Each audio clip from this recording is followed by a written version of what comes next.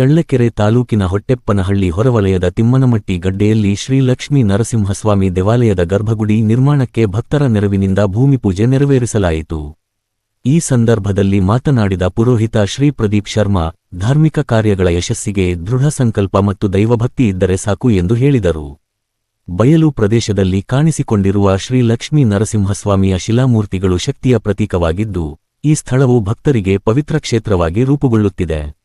ಗರ್ಭಗುಡಿ ನಿರ್ಮಾಣದ ಮೂಲಕ ಮುಂದಿನ ದಿನಗಳಲ್ಲಿ ದೇವಾಲಯ ನಿರ್ಮಾಣಕ್ಕೂ ಭಕ್ತರ ಸಹಕಾರ ದೊರೆಯಲಿದೆ ಎಂಬ ವಿಶ್ವಾಸ ವ್ಯಕ್ತಪಡಿಸಿದರು. ಪೂಜಾರಿ ಉಜ್ಜಿನಪ್ಪ ಮಾತನಾಡಿ, ಸುಮಾರು 15 ವರ್ಷಗಳ ಹಿಂದೆ ಕಾಣಿಸಿಕೊಂಡ ಶ್ರೀ ಲಕ್ಷ್ಮೀ ನರಸಿಂಹಸ್ವಾಮಿಯ ಶಿಲಾಮೂರ್ತಿಗಳಿಗೆ ಅಂದಿನಿಂದ ನಿರಂತರ ಪೂಜೆ ಸಲ್ಲಿಸಲಾಗುತ್ತಿದೆ. ಯಾವುದೇ ಮೂಲಭೂತ ಸೌಲಭ್ಯಗಳಿಲ್ಲದಿದ್ದರೂ ಸ್ವಾಮಿಯ ಮೇಲಿನ ಅಪಾರ ನಂಬಿಕೆಯಿಂದ ದೂರದೂರಿನಿಂದ ಭಕ್ತರು ಆಗಮಿಸುತ್ತಿದ್ದಾರೆ. ಭಕ್ತರಿಗೆ ಇಷ್ಟಾರ್ಥಗಳು ಈಡೇರುತ್ತಿರುವ ನಂಬಿಕೆಯ ಹಿನ್ನೆಲೆಯಲ್ಲಿ ಸ್ವಾಮಿಗೆ ಶಾಶ್ವತ ನೆಲೆ ಕಲ್ಪಿಸಲು ಗರ್ಭಗುಡಿ ನಿರ್ಮಾಣ ಕಾರ್ಯ ಆರಂಭಿಸಲಾಗಿದೆ. ಈ ಪುಣ್ಯ ಕಾರ್ಯಕ್ಕೆ ಎಲ್ಲ ಭಕ್ತರು ಸಹಕರಿಸಬೇಕು ಎಂದು ಮನವಿ ಮಾಡಿದರು.